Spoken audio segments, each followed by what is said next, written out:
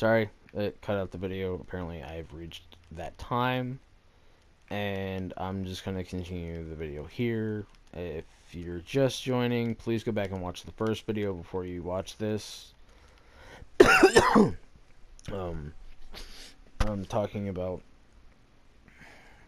some of the ways on how to spot a real dom slash daddy for the Ddlg kink, and I'm speaking again as a daddy and a dom. So it's also, personal experience and perspectives that of my own dynamic. And again, I've explained that my dynamic is with a female sub, so and I'm addressing everybody who's into Ddlg or has just started Ddlg. You really need to know this stuff, especially whoever's the dom and whoever's the sub, especially the sub. So yeah, go watch the first part of the first part of this discussion, I guess, of this video. So anyway, moving on. Why are you still here? Please go watch the first part. That'll make more sense. Alright, anyway. So yes. 8. Being aware of your subs' reactions. Okay. I think that one's pretty straightforward. If you take care of your sub, you should be aware of their reactions, whether, say, your sub's a pain slut, or just all around. If she or he likes pain, if they like being verbally abused, within reason, of course, within like the session or scene. If they like something, a dangerous play of some sort, or what have you. You got to be aware of their reactions. Most are positive reactions, like they're enjoying what's happening. But if you see them, say, wince in real pain, and you've been together long enough, obviously, to, tell that, or you try something new and you notice, say, a look of discomfort, that'll definitely be a telltale sign to check on them, be like, hey, do you want to stop? Do you need a break? Is what I'm doing okay? Especially if you haven't talked about what you're trying, which I don't recommend doing, because both people's feelings can get hurt in that instance.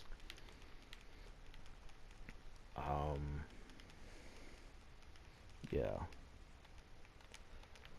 So just be aware not only of your surroundings, but of what's going on with your sub, and also your actions. It's a lot to do. It has a heavy weight of responsibility. I get it, but it needs to be done, and I mean needs to be done. Otherwise, you're just gonna either hurt them or yourself in the process, or both, and that's not something we really condone here, unless it's, again, within reason, within consensual reason. So just watch out for that.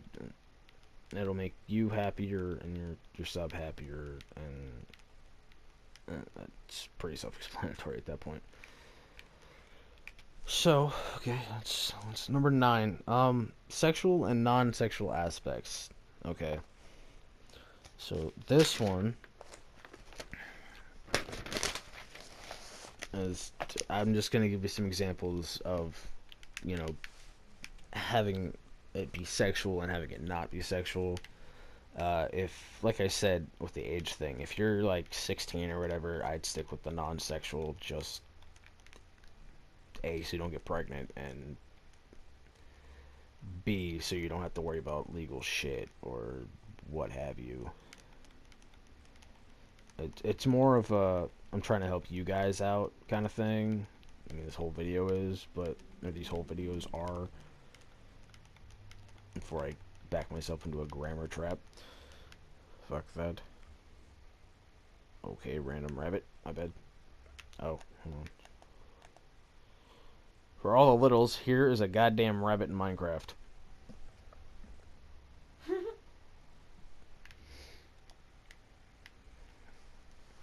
Alright. So sexual, it's pretty self-explanatory, you know. Doing positions like doggy, missionary, whatever, tied up, um, choking if it is within, you know, if you guys are being sexual, spanking sometimes, depending on if you guys find that sexual or not. It really all does depend. And spanking can be both. It can be sexual and non-sexual, and we'll get into the non-sexual soon. We'll get into that in a moment. Non-sexual could be like the training. All right, it could be both sometimes, of course, depending on what you're training her to do or him. Fun stuff to do together. You know, the emotional aspects of it. Working on each other's trust with the other person. Working on your communication, listening to things they have to say, and then also in turn them also working on communication, trust, the other emotional aspects, listening to you, supporting you and supporting each other, you know, that stuff, that kind of stuff. Um, so yeah, that's why it can be sexual and non-sexual. It's not all about sex. No, I don't want that one. God damn it, Minecraft. Alright, so that's 9. 10, training, of course.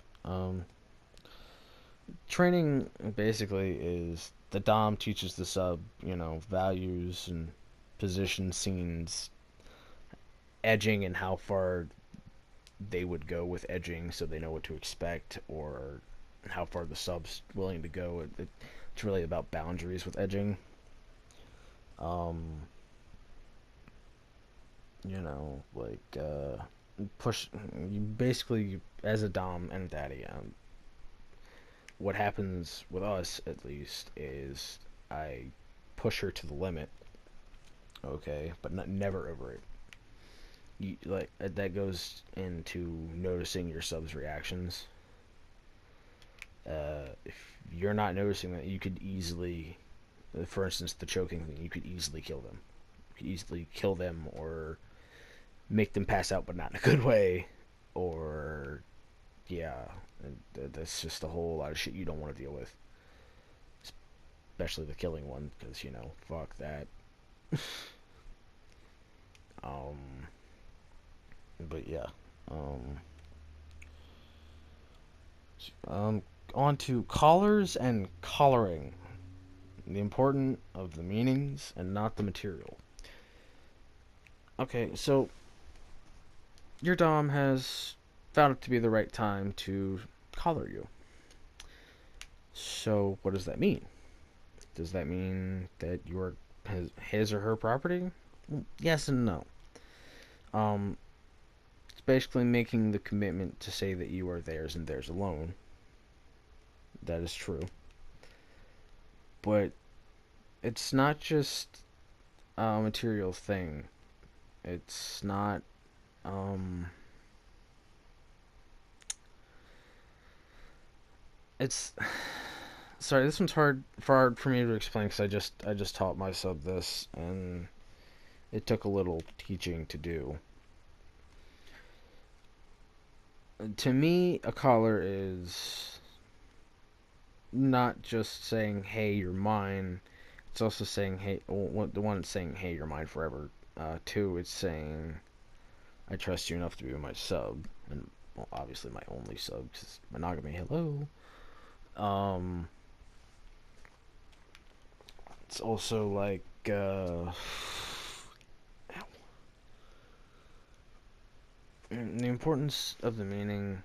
I think honestly, is that you don't have to have a collar or whatever. It's more of a mental component, I think, to where your sub knows that they're owned in their head and willing to admit it and be confident about it. That's always a nice one, but not everybody is, and I understand that. Um, and I'm just saying, if whoever collars you says, "Oh well, you're mine. You have to do everything I fucking say," dump that motherfucker. I don't care who it is. Dump that motherfucker, because that's not how that shit works. You still have a choice. It's your choice whether or not you want to be collared or not. It's your choice to be in that kind of relationship. It's your choice to give the power to that dom. Yeah, and again, also correlates to safe, sane, and consensual. Most important, the consensual. Um. So yeah, if that's what that means to your dom, you need to find somebody real. That's all there is to it. You just need to find somebody real, because they are looking to manipulate you, put you in some probably painful situations, all for their own gain. That's not fun. It's not fun. It's not a good thing, and they're just probably getting off on some sick kick if that's the case. And you do not need to put yourself through that as a sub. You need to find yourself, again, someone who's legit, who actually cares about your safety, who's not just in it for the sex. Unless that is your dynamic, of course. That's, again, your choice. So, yeah. That's what I can tell you. I might have more later on the collaring thing.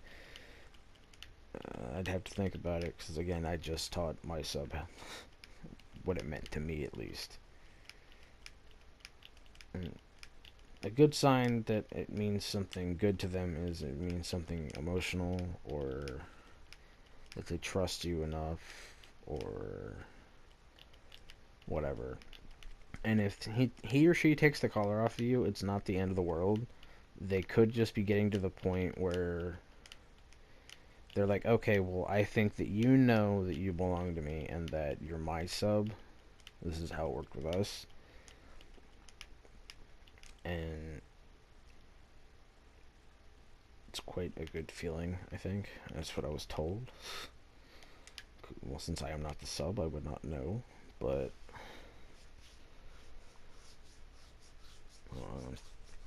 got an itch.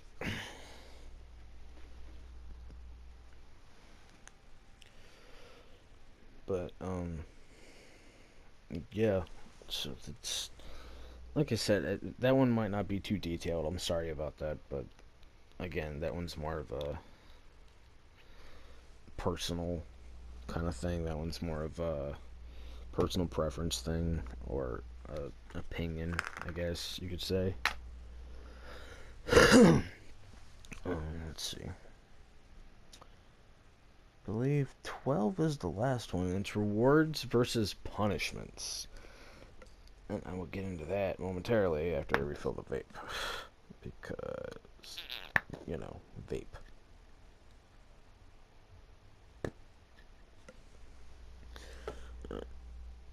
Gross. Vape juice on my finger.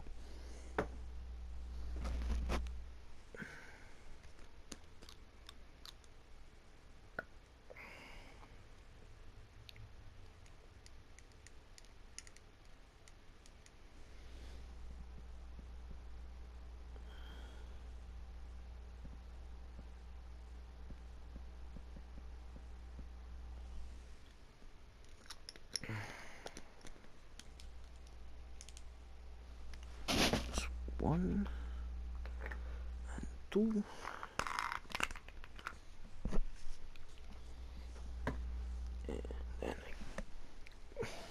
Would you stop trying to break things, squid thing?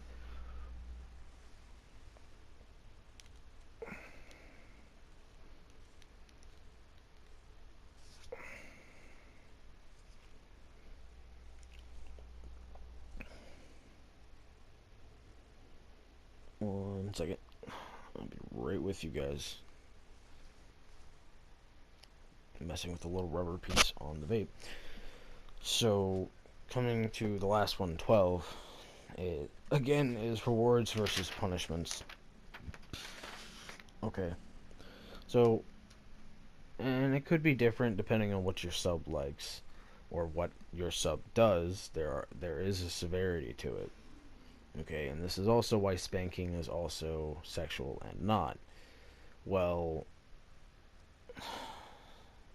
for instance, a reward would be like you get them a stuffed animal or a stuffy, or we watch one of their movies with them, like for instance, since I have a little, we watch like Disney movies or Tinkerbell or whatever. Or do things she likes, like color, make arts and crafts, or go for a walk, or blow bubbles, or etc., etc. Whatever your sub likes to do, whatever they like to do. Um, and as for the reward, spanking is both for us because she's a masochist. Thank you. I saw that smile over there. But for a general perspective, punishment is, spanking, giving them timeouts, making them write lines. She hates that. I know that. I hate timeout the most. Punishment should never be something like ignoring your sub or, forcing them not to eat or drink or something, because that's A, torture, and B, retarded. Um, or hell, rewards could be sexual if you want them to be. If you're doing that kind of training, sure. If not, whatever. But my recommendation is that you have most punishments and rewards be non-sexual unless you are in a sexual scene or a session or that kind of stuff. So yeah.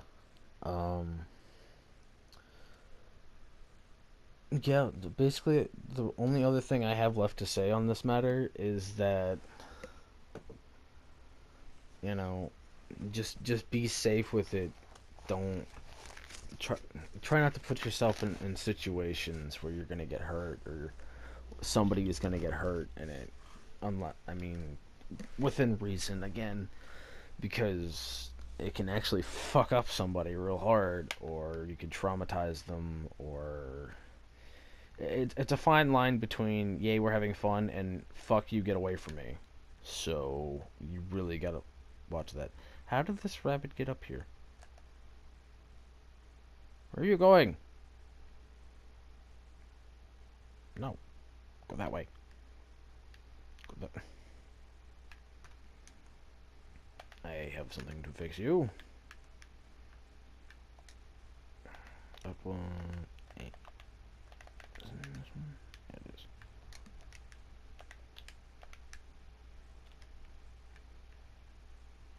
Stay, bunny. Do you have like an invisible hook above your ears or what?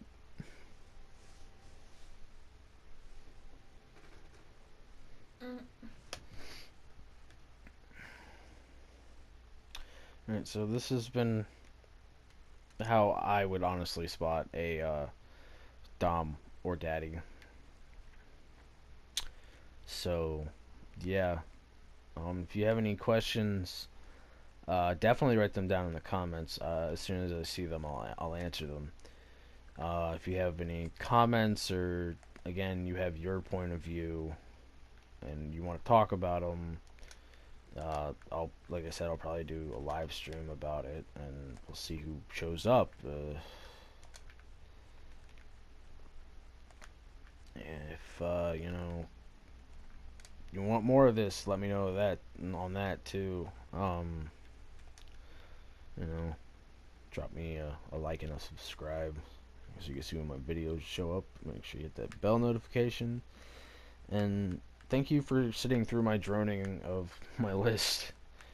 I will see you guys again probably Wednesday when I do another gaming upload. So, and we're gonna continue the second Sun live stream thingy. Do you have to, if you haven't seen that, it's about an hour and a half long or so, and it's gonna be 3 of them this week. So I would suggest starting with the first one. I'm not talking too much in. I'm letting you guys see the cinematics and whatnot, and trying to keep it as action filled as I can. And of course, there's always those tedious things you got to do in games, but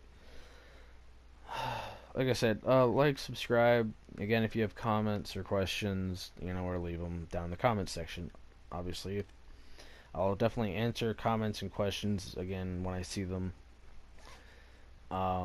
And I will definitely see you guys Wednesday, so make sure you tune in to see the next live stream of Infamous Second Son. And I will see you guys later.